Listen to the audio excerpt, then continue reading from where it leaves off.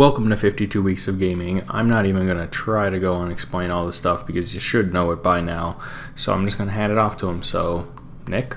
Okay, so this week is Mortal Kombat X, which technically it's XL because of all the DLC, but it's Mortal Kombat X because I want to play some Mortal Kombat. I was in Texas, played some Mortal Kombat 11 a bit, which made me want to play some Mortal Kombat 10 because I've never played 10 and I played 9, so I want to know the story. So yeah, that's kind of why I'm playing Mortal Kombat this week, is because I wanna play some. So that's what we're doing.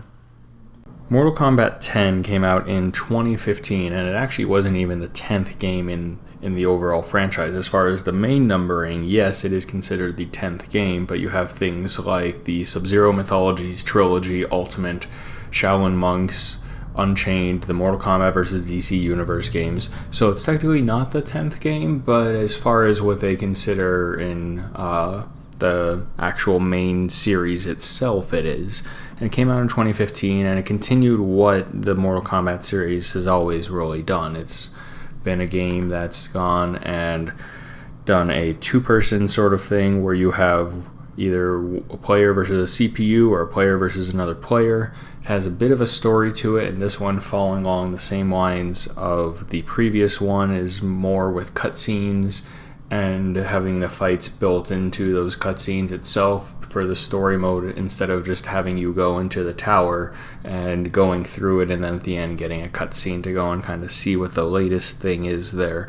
Although there still is an overall ending to the story, which does lead into the more recent Mortal Kombat 11 game, but that would be at a later date of talking to it. And as always, Mortal Kombat, when it comes out, is kind of picked apart for how the characters look, how gory it is.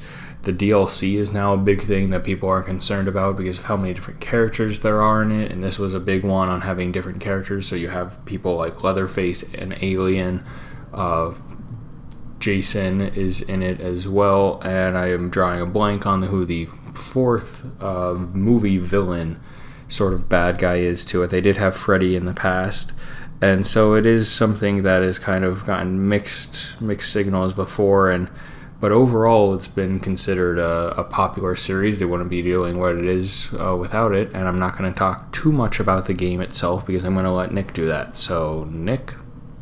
Alright, so Mortal Kombat 10 or X or whatever you want to go and call it was this week's game, and I mean, it's a Mortal Kombat game, so you're going to have all the usual characters and a fighting sort of thing, and I like, I guess, having played a lot of the Mortal Kombat games before, that this one does build on what the last one, which was technically 9, but just called Mortal Kombat, what that one did of rebooting the entire franchise. And spoiler alert there, it kind of ends with Raiden killing Liu Kang and defeating Shao Kahn, and so it goes off of what the original 1, 2, and 3 path was into this whole new kind of timeline. And so this one kind of continues with that, but still introduces what happened in 4, which is Shinnok and Quan Chi and all these sorts of things going on, and it builds upon that. And the story itself is pretty good and does jump forward 25 years after the events of the last game to kind of introduce new characters like Cassie Cage and Jackie Briggs to the franchise and kind of bring in all these things. And it's a lot of fun because it builds on that stuff. And so it's something that I want to say Mortal Kombat's a kind of that if it ain't broke, don't fix it sort of thing, because it's really, I want to say, hard to change up how you're going to go and do things in the game, and how you're going to go and kind of, I guess, make different fighting styles, because everyone like Scorpion and Sub-Zero have these really unique moves, and you still go and have them in there, but then you kind of have to make it unique in having different variations, is what they call them,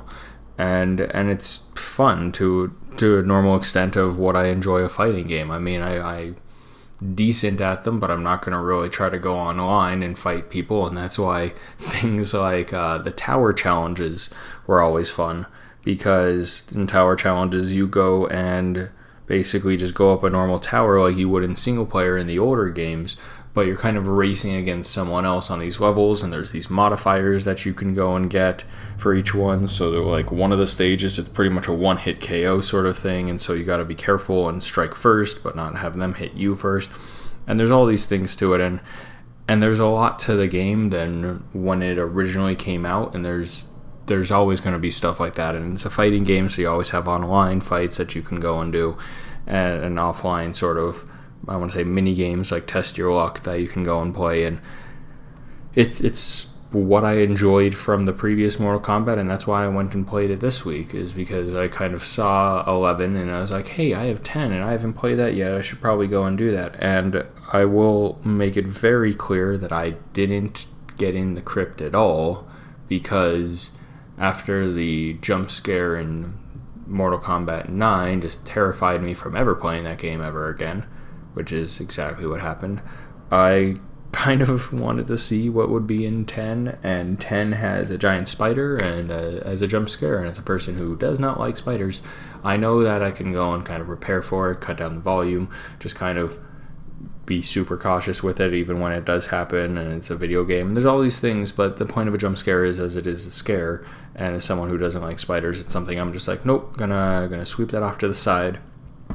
And it's not something like I would be getting anything advantageous from the crypt. The crypt is where they go and have all the different concept art and music and different costumes and different fatalities and brutalities, which are both back in this game. And so there's all that sort of extra stuff in it, but as far as the characters you can go and play as, that hasn't changed really, outside of getting Shinnok from beating the story itself. But everyone else is really unlocked, or you have the DLC, which you can go and buy for the characters. And so it's a fun game, it's a fun fighting game, it's a franchise that I have always loved.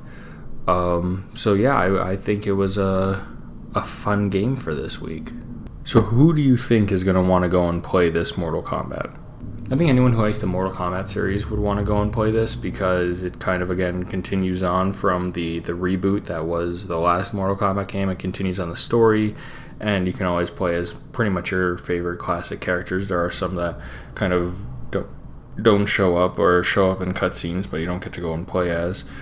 But I think, yeah, for people who like Mortal Kombat, for people who like fighting games, I think 10 is a good one to go and check out.